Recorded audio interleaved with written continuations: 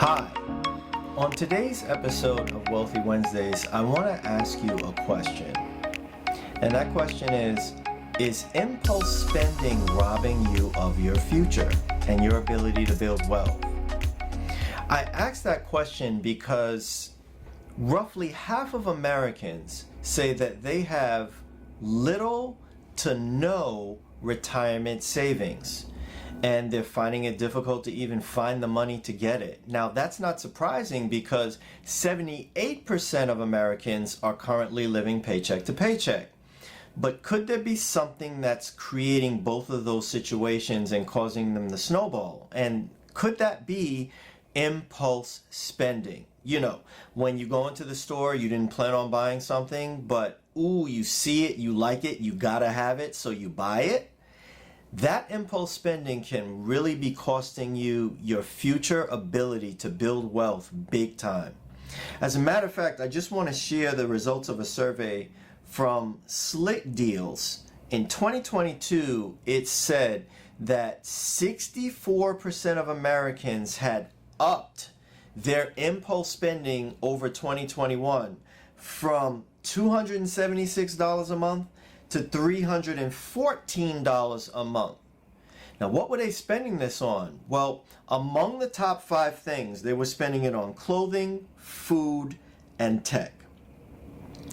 Clothing, of course, people buy clothes because they see it, it's on sale, they like it. Food, I can tell you from personal experience, that is the number one area of overspending in my clients' budgets.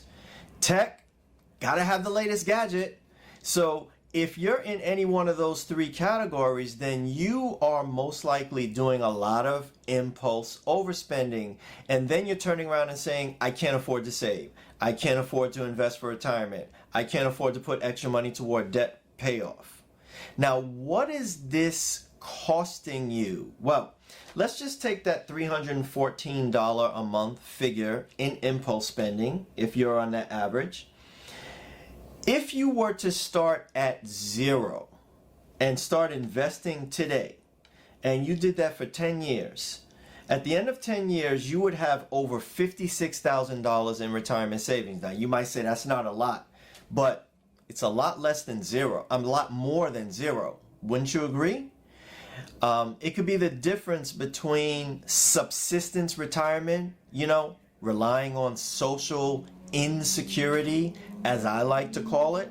Now, let's just say you have a little more time on your hands and you want to take that out for 20 years. Now, we're just assuming that you're keeping the same $314 a month and you're not increasing that over time, which you most likely will. But just let's assume you keep it at $314. That balloons from $56,000 in 10 years to, in 20 years, over $178,000. Now, do you think you could do some things with $178,000 in retirement? I think you could. You definitely could do $178,000 more things than 0, which is what most people have. So, you really want to get your impulse spending under control, and you really want to get focused on building wealth. Now, how do you do that? I have 3 tips for you. Number 1, get yourself on an intentional spending plan. I'm giving that stuff away for free on my website. You can go there and download my ISP and start putting that into practice so that you can tell your money where to go at the beginning of the month instead of wondering where it went at the end of the month.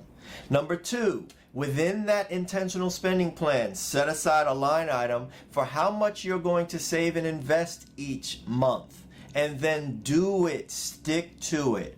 And number 3, this is just another tip. When you're going shopping, come with a list. Write down what you want before you go to the store. And then when you get to the store, only buy those things on the list. That will keep you from impulse spending and overspending in the store. And that keeps you in line with the line items that you allocate each month to different categories in your intentional spending plan. So those tips will help you keep on track. If you need additional help, you can always go to my website and schedule time with me, either directly at intentionalmoneysolutions.com, or you can scan the QR code to go directly to my calendar and schedule time with me. Look, it's up to you to do this. I always say to you, you got to be your own money hero because no one is coming to save you. So, what's it going to be? Are you going to live a subsistence retirement, just flying by the seat of your pants until tough times and old age catches up with you?